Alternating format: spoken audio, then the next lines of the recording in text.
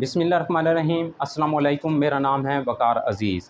आज हम बात करने वाले हैं कि हमारे जो कौमी शायर है इल्लामा इकबाल, इन्होंने लफ्ज़ शहीन क्यों इस्तेमाल किया नौजवान नस्ल के लिए। देखें, इल्लामा इकबाल ने नौजवान नस्ल को वो ये इस नाम से पुकारते थे कि ये एक शहीन है। उन्होंने लफ्ज़ शहीन क्यों इस्तेमाल किया? उन्होंने शेर नहीं कहा, उन्होंने किसी और परिंदे से तशबीह नहीं दी। देखो, अब वो कहने को तो किसी भी परिंदे का नाम ले सकते थे, लेकिन एक शहीन की अपनी कुछ खसूसियात हैं, जिसकी खसूसियात की बिना पर उन्होंने नौजवान नस्ल को तशबीह दी। किससे? शहीन से। हमारे इल्लामा इकबाल जो थे, यूथ को, यंग पर्सन्स को, यंगस्टर्स को वो शहीन के लक़ब से पुकारते थे। देखें, शहीन की एक खसूसियात होती है, ये जो शहीन है ये बाकी तमाम परिंदों से इसका मकाम हमेशा हाई रहा है। जो शहीन है इसकी कुछ खसूसियात में से इसकी ये खसूसियात है, ये अपनी लाइफ जो है हमेशा हाई स्टैंडर्ड लाइफ जीता है। हाई स्टैंडर्ड लाइफ जीता है। अब इसकी मिसाल आप जैसे एक परिंदे की ले लो, जैसे एक कबूतर होता है। कबूतर क्या होता है, वो कोई जब उसके करीब जाता है तो वो अपनी आंखें क्या कर लेता है, बंद कर लेता है। आंखें बंद करके वो ये समझता है कि देखने वाला शायद मुझे नहीं देख रहा, जबकि वो अपने आप को क्या दे रहा होता है, धोखा दे रहा होता है। ठीक है, इसी तरीके से जो इल्लामा इकबाल ने है उसने कबूतर या किसी और परिंदे की मिसाल नहीं उठाई, उन्होंने मिसाल उठाई है किसकी? शहीन की।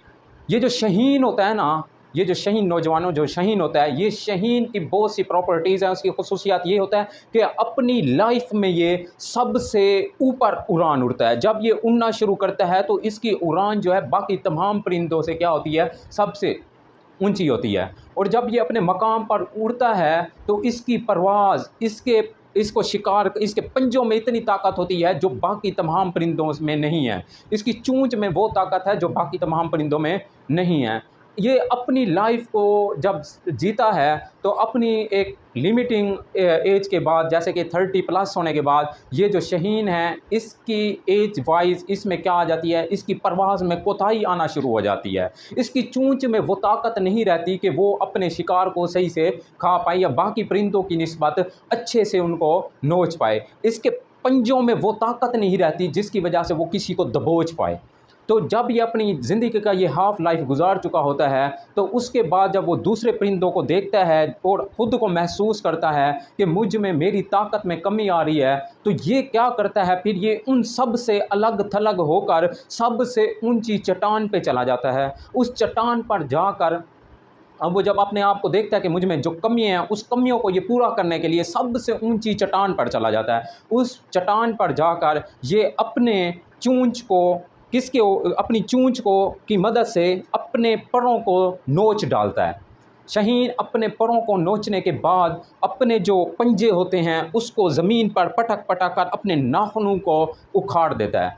उसके बाद चोंच को पत्थर पर मारने के बाद, बार बार स्ट्राइक करने के बाद अपनी चोंच को भी तोड़ डालता है। और फिर इस उम्मीद पर कि ये जो पंजे हैं इसके नए नाखून निकलेंगे, ये चोंच नई आएगी, ये सारे पर नए आएंगे और मैं एक दफ़ा फिर से वही परवाज़ लिए मैं फिर से उन परिंदों में जाऊंगा जहाँ पे मेरा मकाम हमेशा सबसे हाईएस्ट रहा है। इस उम्मीद पर उस दिनों के इंतज़ार में वो वहाँ पर बैठकर वेट करता है और कुछ ही अरसे में जब उसके नाए पर उसकी नई चोंच, उसके नए पंजे आ जाता है तो फिर वो एक नई परवाज़ के साथ परिंदों में जब आता है वही मकाम लेकर आता है जो उसका शुरू में होता है, सबसे हाईएस्ट मकाम। उसकी परवाज़ हमेशा तमाम परिंदों से हाईएस्ट होती है, जिससे हमें ये सबक मिलता है कि इल्लामा इकबाल ने हमें शहीन इसलिए कहा क्योंकि हमें ख़ुद को जब हम कमज़ोर हो जाते हैं तो सिर्फ़ ये नहीं अपना माइंड बना लेना चाहिए कि अब तो हम बस कमज़ोर हो चुके हैं और कभी फिर हम अपनी लाइफ को सेट नहीं कर सकते।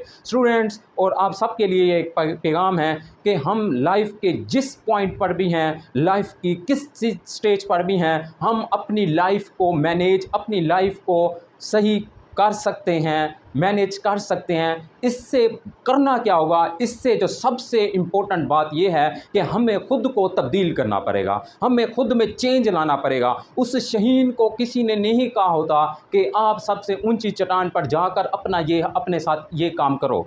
वो महसूस करता है औरों की निस्बत कि मुझ में वो कमियाँ कोताहियाँ क्यों आ रही हैं। वो इस चीज़ को मानता है, इस चीज़ को एक्सेप्ट करता है और क्या करता है, फिर अपने आप में तब्दीली लाने का तब्दीली लाने की कोशिश करता है, और वो जब वापस पलट कर आता है तो वाकई में ही परिंदे भी देखते हैं कि ये जो इतना ओल्ड एक वो महसूस भी नहीं होता और परिंदों को कि ये वो वाला शहीन है, क्योंकि उसने अपने आप को क्या किया होता है, अपडेट किया होता है। स्टूडेंट्स, अगर आप लाइफ में जिस स्टेज पर हैं, अपनी लाइफ को किसी मकाम पर भी गुजार चुके हैं, अपने कितनी क्लासेस पढ़ ली हैं, अब आपको ये नहीं देखना कि मैं पिछली स्टेजेस पे कैसा था। अब भी टाइम है, अब अपने आप को चेंज कर सकते हो।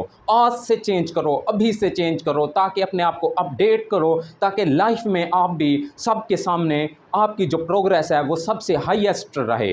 अपने आप को कभी भी किसी से नीचा आपने अपने माइंडसेट को ऐसा नहीं बनाना कि आपको ये सोचने पर आप मजबूर हो जाएं कि मैं किसी से कमतर हूँ। आपने हमेशा ही अपनी परवास को ऊंचा रखना है। उस ऊंचे रखने के लिए आपको खुद को अपडेट करना पड़ेगा, आपको खुद को बदलना पड़ेगा, आपको खुद ही को बदलना पड़ेगा। कोई ऐसा पर्सन नहीं आएगा जो आपको आके चेंज करेगा। अगर आज से आप अपने आप को चेंज कर लेते हो और अपनी लाइफ में स्ट्रगल करते हुए आगे बढ़ते हो, तो ये इसी में ही आपकी कामयाबी का राज है। ये मेरा पैगाम तमाम ये चैनल देखने वालों के तमाम स्टूडेंट्स के नाम है, ताकि आप अपनी लाइफ में एक स्ट्रगल करके, और वो जो हमारे कौमी शायर इलामा इकबाल ने जिस परिंदे से हमें तशबीह दी थी, हमें उसी परिंदे की खसूसियात अपने अंदर लानी है, जिसकी वजह से हम अपनी लाइफ में एक कामयाब इंसान बन सकते हैं।